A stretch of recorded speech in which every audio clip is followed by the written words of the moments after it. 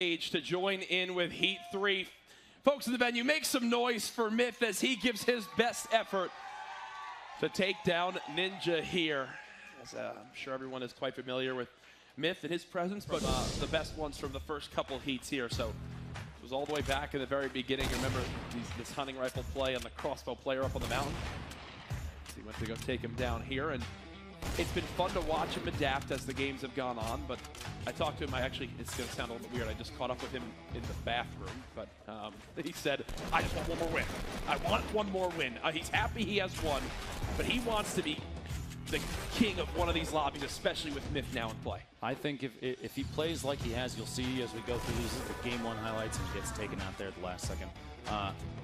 The confidence in his play, the speed at which he's building, it's going up every time. Yeah. And if he keeps that going, if that's the trend that he can hold on to, it's only up from here. The last heat is coming out the line right there. You see, you even hear the crowd in the background going crazy with that shot.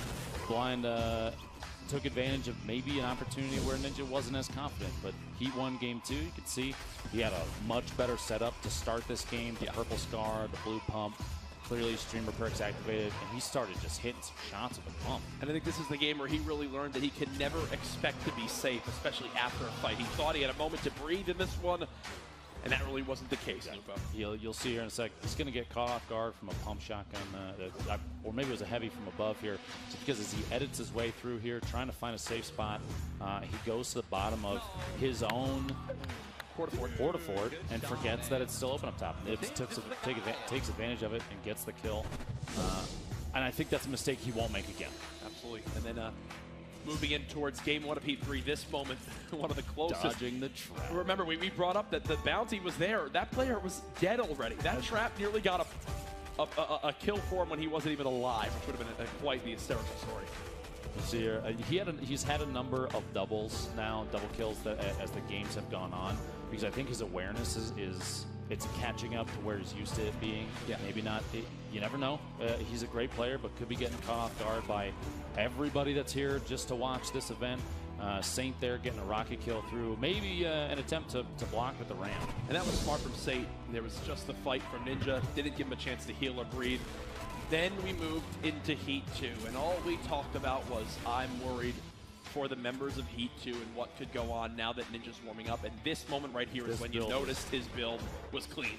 Oh yeah, you see, this is the second double kill. Like you said, stepping into Heat 2, definitely I think the pace, the tone of his own gameplay changed, and he knew that. But you could tell just the way he was being more aggressive, pushing players when he had the opportunity to. He knew what he had going for him. Right there, hitting the shot. That's wins the whole game. Yeah. That's the whole game. If he misses that pump, that rocket instantly kills him, and Ninja doesn't get the victory, but he winds up clutching it, and there you saw it just this stand-up right here. There it is. That was the relief of, I won one at my own event. Obviously, pom-pom with Jess, which is always great. And you can tell there was a little bit of a weight lifted off him when he went and used the bush. Oh, yeah.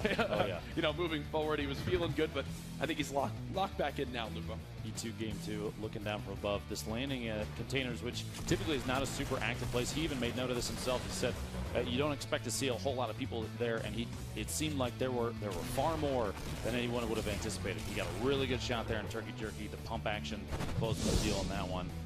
Moving into Heat 2 Game 3. This was his weakest performance of all up to this point. You see some of our reactions as it happened. Good, but honestly. Like, the final moment here. My goodness, look at how crazy this was. That Storm doing so much damage. Incredible. Pain taking home that one for Tempo Storm. And here it is, a breakdown of everything up to this point. Games 1 and 2. It was Blind coming out on top, winning a total of, I believe, $7,500. You saw Saint there as well get involved. The Ninja won that game 4, which gave $2,500 to the Alzheimer's Association. And again, Ninja so far playing quite well up to this point. Now, I've had the opportunity to know.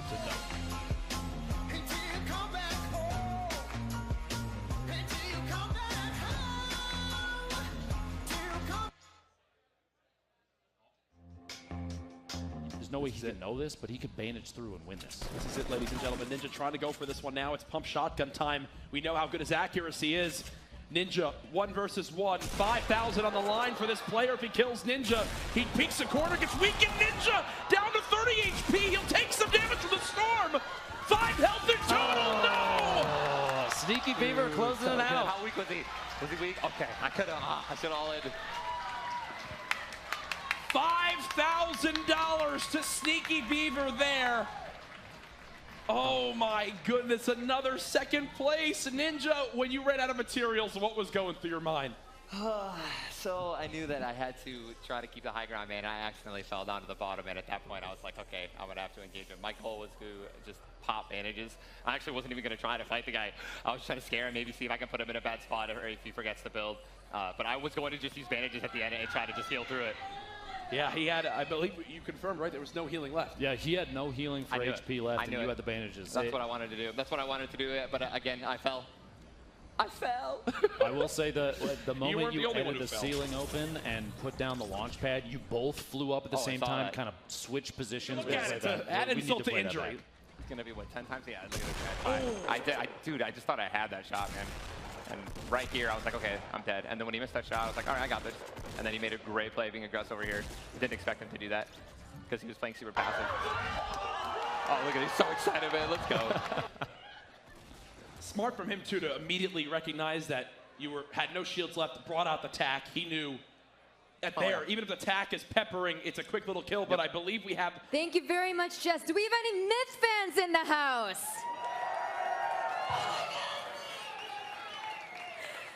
Myth, let's talk about what happened in this game, because it seems like everything was going smooth for you. So up until your death, how are things going? The game was going really well. I noticed that the center of the circle is going to be placed on a the northern hill that is above a flush. So I was going to just play that early on early. I got the early game.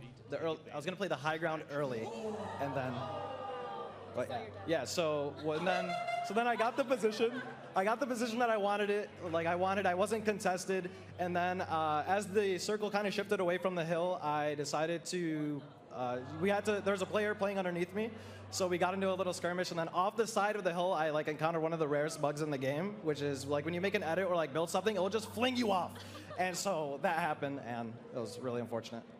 You know what? Epic probably heard how confident you were prior to this heat starting, and they just wanted to handicap you. Yeah, but I get down to it. It's not even a good fight or anything. I just die to a bug. It's unfortunate, but that's the name of it's early access, so. Well, earlier when you spoke with Jess, you were saying that at the minimum, you want to win 2 games. Now, there's only 2 games left in this heat, so, I mean, the pressure's on. Yeah, I still hold up to that. Yeah. Now, last question before I let you get back to your seat. This heat is really interesting. There's a lot of great players. What is it like to have this opportunity to not only be here at the special event Ninja Vegas 18, but also have the opportunity to be going up against these guys? Yeah, so building up the competitive scene and kind of developing relationships with the players